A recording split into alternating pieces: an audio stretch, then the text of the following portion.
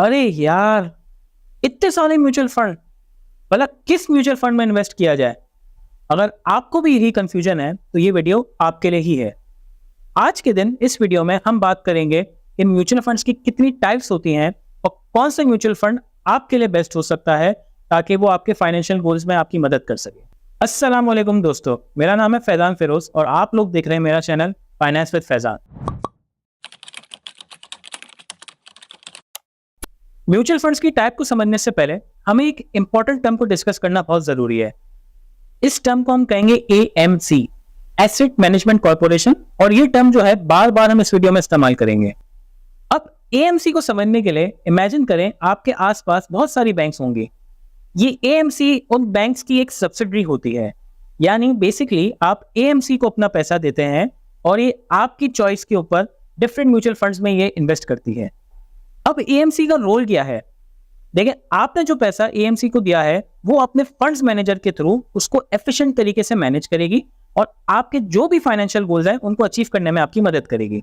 जब AMC आपको mutual fund में इन्वेस्ट करवाती है तो वो आपको टाइम के लिहाज से दो ऑप्शन देगी। एक को हम कहते हैं ओपन एंडेड फंड और दूसरे को हम कहते हैं क्लोज एंडेड फंड। देखिए, ये ओपन एंडेड फंड क्या होता है?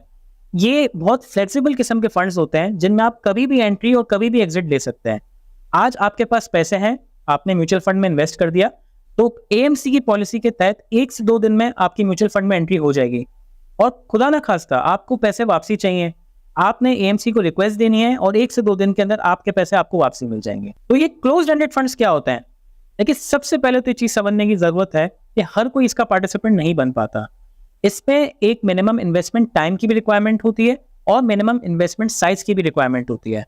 और अगर किसी भी क्लोज एंडेड फंड का पार्टिसिपेंट बन गए तो एक बात का ख्याल रखना होता है कि जब तक वो टाइम ड्यूरेशन पूरी नहीं होती आप अपना पैसा वापसी नहीं ले सकते, और अगर आपने वो पैसा वापसी लेना है तो कोई ना कोई पेनल्टी आपको लगेगी। अच्छा, एक और अहम सवाल, अक्सर लोग इस बात में कंफ्यूज होते हैं कि अगर उन्होंने म्यूचुअल फंड में इन्वेस्ट कर दिया तो जिस अमाउंट से उन्होंने स्टार्ट किया था, बिलफर्ज हमने सबसे पहली इन्वेस्टमेंट अमाउंट 10,000 रुपए की, तो क्या वो अमाउंट उन्हें हर मंथ इन्वेस्ट करने की जरूरत है? इसका जवाब बिल्कुल भी नहीं।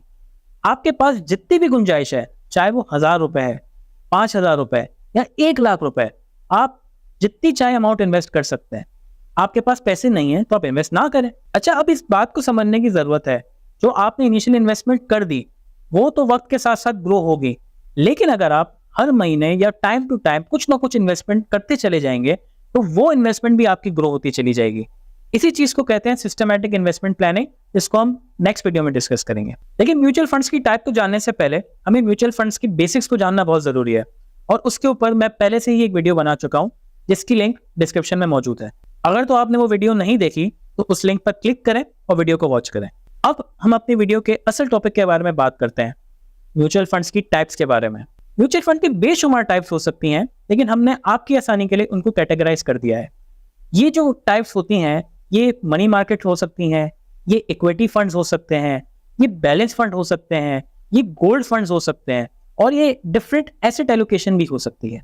तो शुरू करते हैं सबसे पहले फंड मनी मार्केट फंड के बारे में। मनी मार्केट फंड्स क्या होते हैं? देखें, अगर आप मनी मार्केट फंड में इन्वेस्ट कर रहे हैं तो आपने बेसिकली गवर्नमेंट बॉन्ड्स या इजारा स्कीम्स के अंदर अपना पैसा इन्वेस्ट किया है। अब ये जो फंड्स होते हैं ये लॉन्ग टर्म नहीं होते, ये शॉर्ट टर्म होते हैं, और आपका पैसा किसी लो इन्वेस्टमेंट ऑप्शन के अंदर इन्वेस्ट कर दिया जाता है। देखिए, मनी मार्केट फंड्स उन लोगों के लिए तो आइडियल है जो अपना पैसा सेफ रखना चाहते हैं और ज्यादा रिस्क नहीं लेना चाहते हैं। इसके साथ साथ एक कंसिस्टेंट रिटर्न भी वो चाहते हैं, लेकिन इस कंसिस्टेंट रिटर्न का मतलब ये नहीं है कि ये रिटर्न बहुत ज्यादा होगा, ये रिटर्न लाजमी तौर पर कम होगा। मनी मार्केट फंड में मुनाफा तो कम है लेकिन रिस्क भी कम है, और अगर आपके पास कोई ऐसी अमाउंट पड़ी है जिसको आपने इन्वेस्ट नहीं किया तो सबसे पहले आपको यही इन्वेस्ट करना चाहिए। अब हम बात करते हैं इक्विटी फंड्स के बारे में।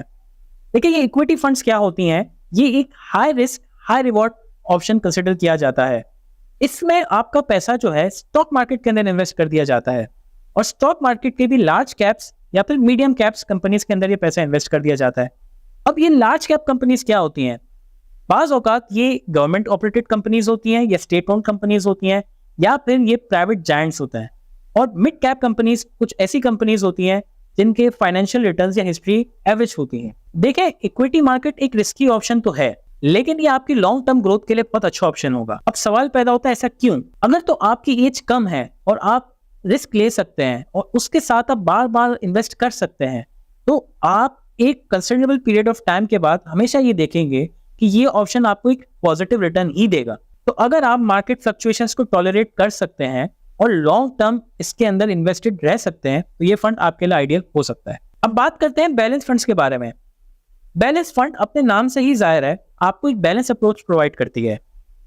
अगर तो आपने इस फंड के अंदर अपनी इन्वेस्टमेंट कर दी है, तो आपका पैसा जो है स्टॉक मार्केट के अंदर भी इन्वेस्ट होता है और आपका कुछ पैसा जो है गवर्नमेंट सुकूक बॉन्ड्स के अंदर भी इन्वेस्टेड होता है। देखिए, ये ऑप्शन उन लोगों के लिए तो बहुत आइडियल है जो कि मीडियम रिस्क ले सकते हैं, उसके साथ साथ अपना पैसा सेव भी रखना चाहते हैं और किसी किस्म का मुनासिब रिटर्न भी हासिल करना चाहते हैं। अब बात करते हैं गोल्ड फंड्स के बारे में। हिस्टोरिकली स्पीकिंग गोल्ड हमेशा से एक सेफ हेवन कंसिडर किया जाता है और मार्केट में इन्फ्लेशन के अगेंस्ट आपका पैसा हमेशा से महफूज रखता है। मार्केट में उतार चढ़ाव आते रहेंगे, लेकिन अगर आपने गोल्ड में इन्वेस्ट किया है तो आपकी इन्वेस्टमेंट हमेशा महफूज रहेगी। अब बात करते हैं एसेट बेस्ड फंड्स के ऑप्शन के बारे में।